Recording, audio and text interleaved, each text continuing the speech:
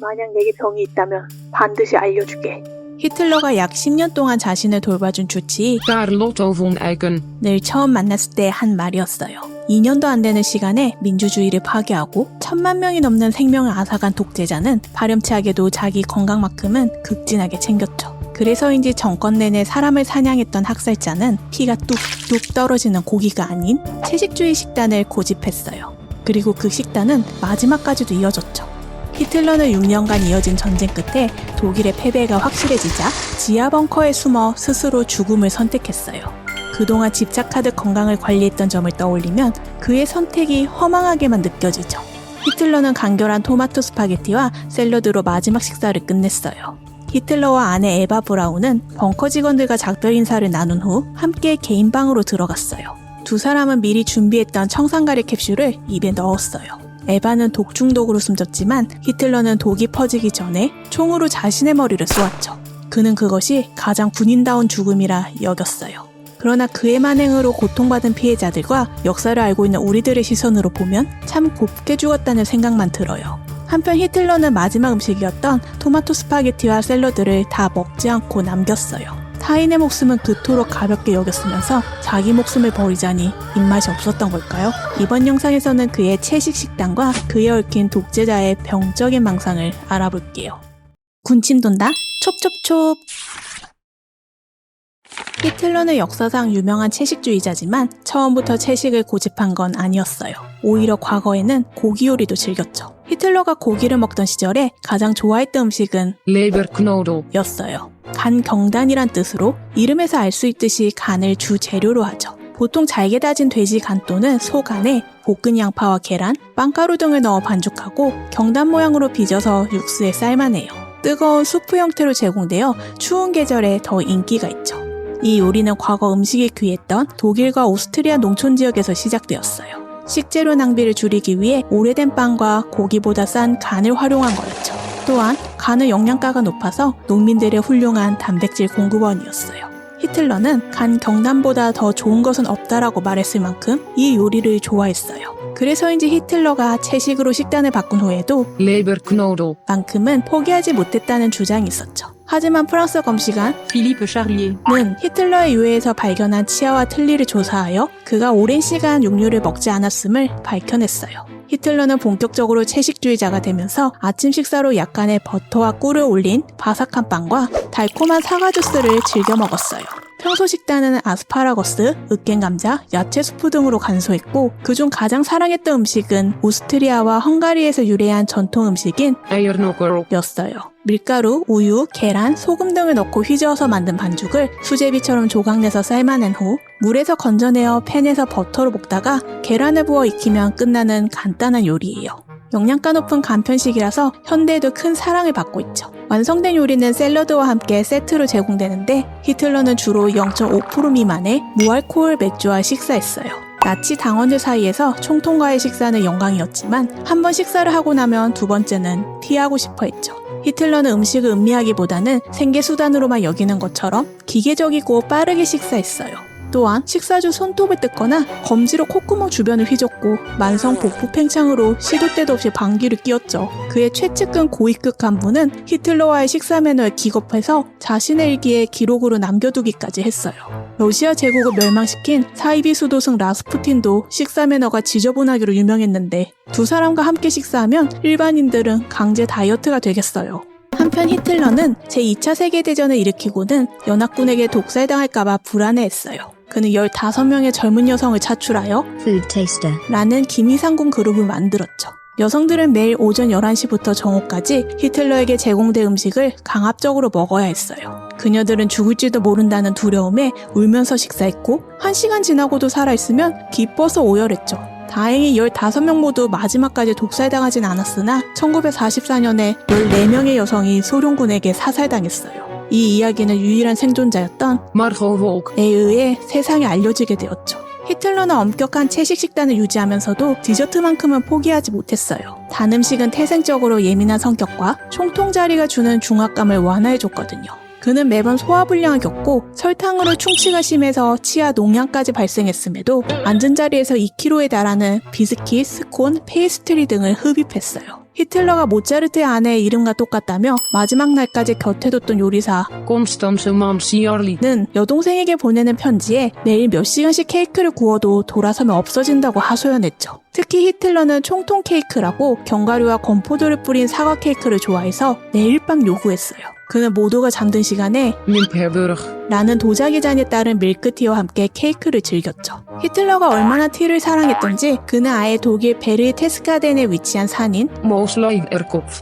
원통형 찻집을 소유하고 있었어요. 이곳에서 그는 좋은 경치를 내려다보며 차와 디저트를 즐기고 낮잠을 청했죠. 여기서 우리가 주목해야 하는 건 이 찻집이 1937년에 완성되었다는 거예요. 대량 학살이 본격화되기 이전이었지만 유대인 박해가 점차 심화되어 독일 내 유대인들은 직장을 잃고 재산을 나치 정권에 몰수당하는 상황에 놓여 있었어요. 이와 동시에 독일 공산주의자, 사회민주주의자, 노동조합원, 동성애자 등을 가두고 강제노역을 통해 죽음에 이르게 한 다하우 강제수용소를 확장했죠. 또 살 가치가 없다는 이유로 장애인과 정신질환자를 학살하는 T4 작전을 준비하던 시기이기도 했어요. 독일 내부는 강압적인 나치 정권 아래에서 사람들의 비명과 울음소리가 끊이지 않았고 무자비한 폭력으로 피가 낭자했으며 싸늘하게 식은 주검이 아무렇게나 쌓여 있었어요. 그러나 히틀러는 이런 끔찍한 만행을 묵인한 채 찻집에 앉아 달콤한 케이크와 차를 즐기며 평화로운 시간을 보냈죠. 더 큰 공포는 이 모든 것이 히틀러 정권의 초기에 불과했다는 사실이에요.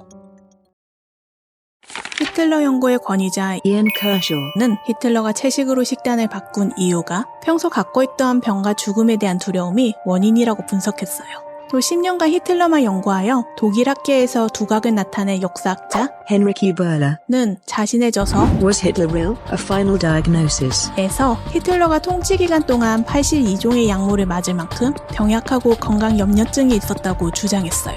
가장 대표적인 일화가 혁신적인 치료를 추구하며 주치의 Theodor Morel. 검증되지 않은 치료나 약물 투여를 무분별하게 받은 거였죠. 그 중에는 메스암페타민, 우리에게 익숙한 단어로 필로폰도 포함되어 있었어요.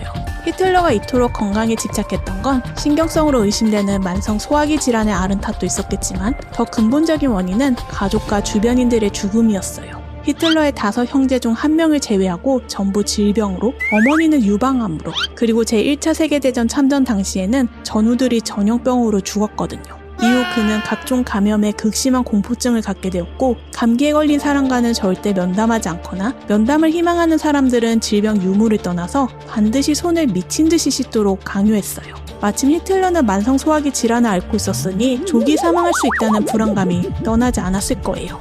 이런 상황에서 히틀러는 주치의들이 추천한 채식 식단으로 바꿨어요. 그랬더니 신기하게도 속이 많이 편안해졌죠. 여기에 작곡가 리하르트 바그너도 고기를 먹으면 인간의 정신과 육체가 점점 쇠퇴한다고 주장하니 히틀러는 자신의 생각이 틀리지 않았다고 확신했어요. 그때부터 채식 냉식론자가 된 히틀러는 과거 육류를 좋아했던 사실은 깡그리 잊은 채 고기는 시체를 먹는 것과 같다면서 고기를 먹는 동료 당원들을 조롱했어요. 더 나아가서는 육체적, 도덕적, 정신적으로 우월한 아리아인 혈통을 이으려면 독일 민족의 체력을 향상시켜야 하고 이를 위해서는 필수적으로 채식 식단을 해야 한다고 잔소리를 했죠. 히틀러는 식단에 그치지 않고 금욕주의자처럼 금연과 금주까지 하며 조기 사망에 대한 공포를 잠재웠어요. 여기까지는 그냥 오래 살고 싶은 독재자의 욕심처럼 느껴져요. 하지만 비극은 히틀러가 자기 건강만 챙긴 게 아니라는 거죠. 히틀러는 건강하고 우수한 인종이 강한 국가를 만든다는 신념으로 인종주의를 정권의 핵심 이념으로 삼았어요. 그는 양육강식의 세상에서 생존하기 위해서는 인종을 나누고 우수한 인종이 가지고 있는 순수한 특성을 보존해야 한다고 믿었어요. 그의 믿음 속에서 독일인은 소위 우월한 인종인 아리아인에 속하였고 이 인종을 지키기 위해서는 오염된 다른 인종과 섞이지 않은 순수한 혈통을 유지해야 했죠. 이러한 관점은 건강염려증으로 인한 강박적인 위생관념과도 연결지어서 볼 수 있어요.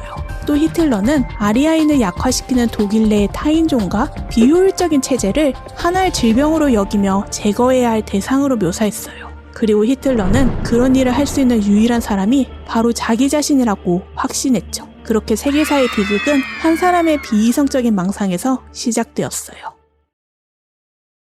히틀러는 평소 민족과 사회는 유능한 한 사람의 지도자 아래에서 효율적으로 조직되어야 한다고 믿었으며 민주주의 제도를 도입한 독일 혁명에 강한 불만을 품었어요. 여기에 러시아의 차르 정권과 독일의 카이저 정권을 무너뜨린 혁명 세력의 배후에 유대인이 있다고 굳게 믿고 있었죠.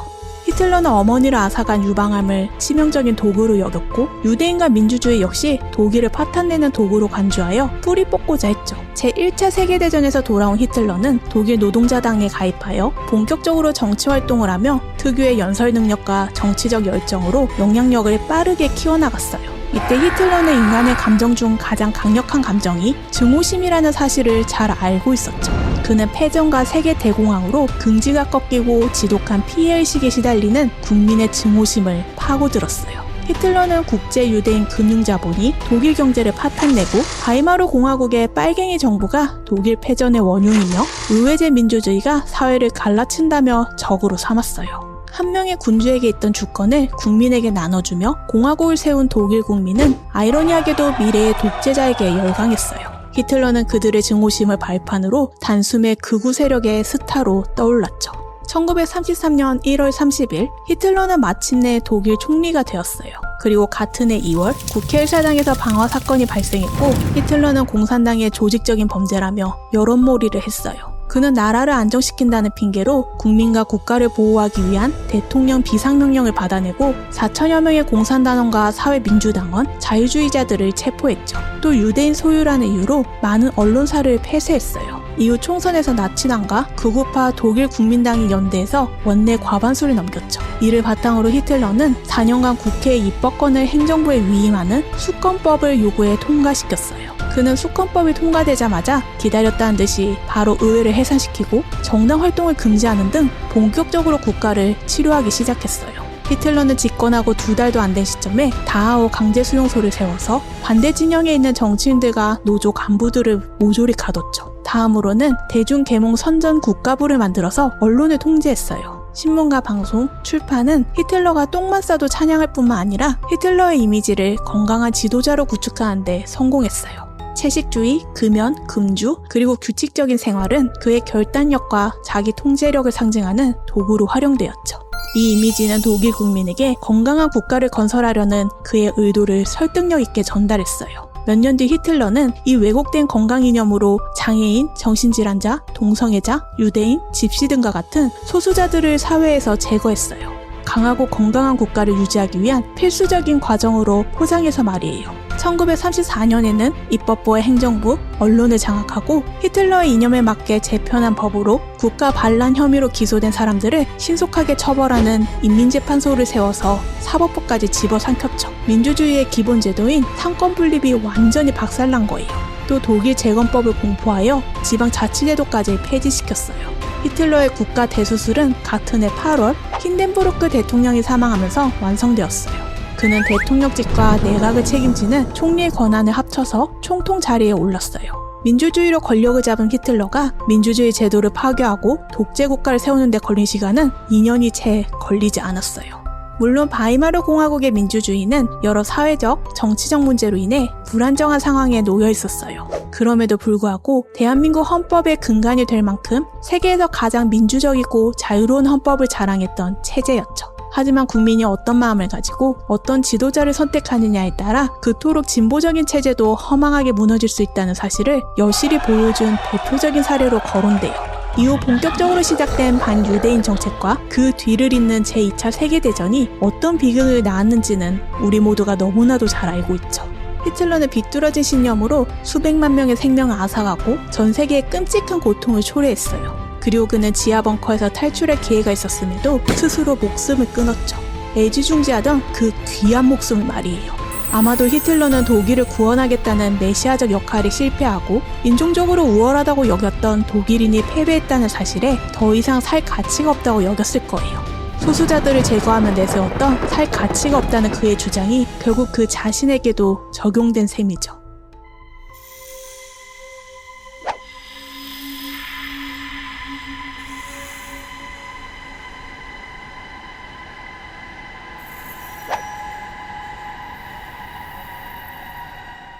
그럼에도 그는 유서를 통해 위대한 메시아로 기억되고자 했어요. 6년 동안 계속된 이 전쟁은 수많은 패배에도 불구하고 어느 날엔가 한민족의 생명력이 가장 영광에 찬 그리고 가장 용감한 증거로서 역사에 기록될 것이다.